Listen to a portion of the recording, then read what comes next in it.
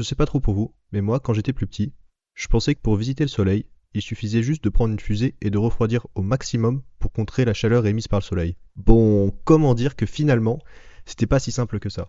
Pourtant, un homme a essayé et il s'en est peut-être un peu trop approché. Il aurait sûrement mieux fait de rester sur Terre.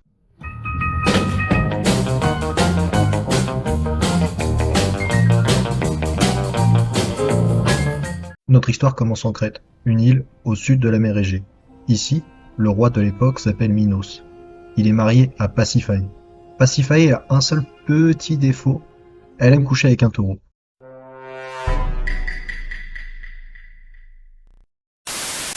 Et elle finit par en tomber enceinte. Sauf que le roi n'est pas totalement stupide, et se rend compte qu'au vu de la tête du fils, il n'est pas le sien. Donc pour les punir, il va voir un crack de l'époque, Dédale. C'est le meilleur architecte qu'il peut trouver en Crète. Il lui demande de construire un labyrinthe où il est impossible d'en sortir. Dédale, en tant que bon sujet, s'exécute et construit un labyrinthe si grandiose que même lui ne peut s'y échapper. Et c'est là qu'il va déposer le fils de Pasiphae et du taureau, Astérion. Sauf que comme le roi n'est pas une enflure, il décide de laisser vivre Astérion. Et pour le nourrir, il sacrifie 7 hommes et 7 femmes de temps en temps. Thésée, le prince d'Athènes, en voyage en Crète, tombe amoureux de la fille de Minos, Ariane. Le roi souhaitant se débarrasser de Thésée, il lui propose un mariage, en échange, il devra aller tuer le Minotaure. Pour lui, c'est gagnant-gagnant. S'il le tue, il n'a plus de problème, et s'il meurt, sa fille ne l'épousera pas. Avant de partir au combat, Ariane offre à Thésée une pelote de laine. Prêt au combat, Thésée entre dans le labyrinthe à la recherche du Minotaure. Il fait bien attention à laisser le fil de laine derrière lui pour pouvoir retrouver son chemin. Quand il tombe enfin sur le Minotaure, il découvre Francis Ngannou avec une tête de taureau. Il commence le combat en se faisant déchirer, mais cette enflure avait ramené un canif et plante le Minotaure. C'est ainsi qu'il triomphe du Minotaure et remporte la main d'Ariane.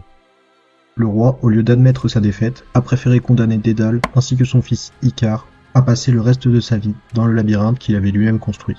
Livrés à eux-mêmes dans le labyrinthe, Icare et Dédale n'ont eu qu'une seule volonté, celle de sortir du labyrinthe. Et là, la logique veut qu'il n'y ait que 3 manières de s'échapper, soit en passant en dessous, soit en passant par les murs, soit en survolant le labyrinthe. Et puisque ni Dédale ni Icare n'avaient la force pour casser les murs ou pour creuser un trou assez profond pour s'en échapper, ils eurent une idée, construire des ailes qui leur permettraient de s'échapper. À l'aide de plumes et de cire, leur plan fut opérationnel en un rien de temps. Dédale confia les ailes à son fils. Cependant, il le mit en garde. Il lui a dit ces mêmes mots, ne vole pas trop près du soleil. Et Icare, trop orgueilleux pour l'écouter, s'envola.